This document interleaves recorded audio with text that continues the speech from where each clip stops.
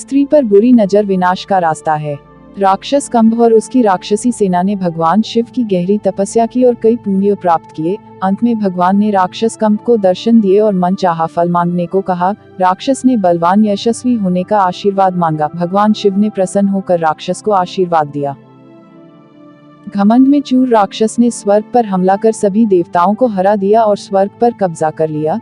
तब देवता मारे मारे फिरने लगे। तब उन्हें नारद मुनि मिले। उनकी सलाह पर इंद्र देवता दत्तात्रेय के पास गए और अपनी करुण कथा का बखान किया। दत्तात्रेय ने मुस्कुराकर देवराज इंद्र से कहा, हे इंद्र, तुम कुछ भी करके राक्षस कंभ को मेरे पास भेज दो, उसके बाद तुम्हारी समस्या का अंत निश्चित है।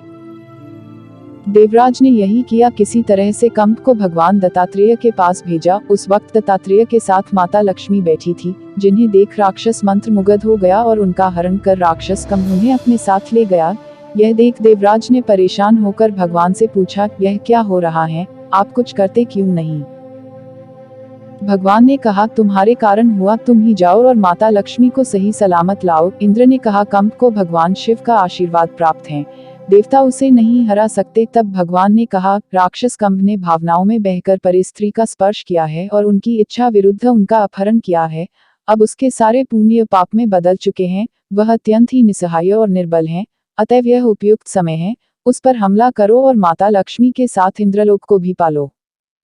नैतिक शिक्षा। पराई स्त्री पर बुरी नजर रखने वाला कितना ही बड़ा पंडित क्यों ना हो, वो पाप का भागी होता है और उन जैसों का साथ देने वाले भी उतना ही भोगते हैं। अब बुराई की सीमा ने सभी बंधन तोड़ दिए हैं और इस कलयुग का अंत नजदीक है। इसलिए आजकल महिलाओं पर अत्याचार बढ़ रहे हैं, क्योंकि महिलाएं ही दुनिया को पापियों से मुक्त करा सकती है। स्त्री पर बुरी नजर विनाश का रास्ता है, आज के वक्त का सच है।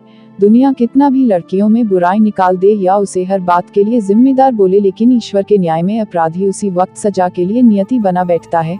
भले उसने कितने ही पुण्य किए हो, वो उसी वक्त पाप में बदल जाते हैं। स्त्री को देवी का स्थान ऐसे ही नहीं दिया गया है। सृष्टि के सृजन में नारी का अमूल्य योगदान है।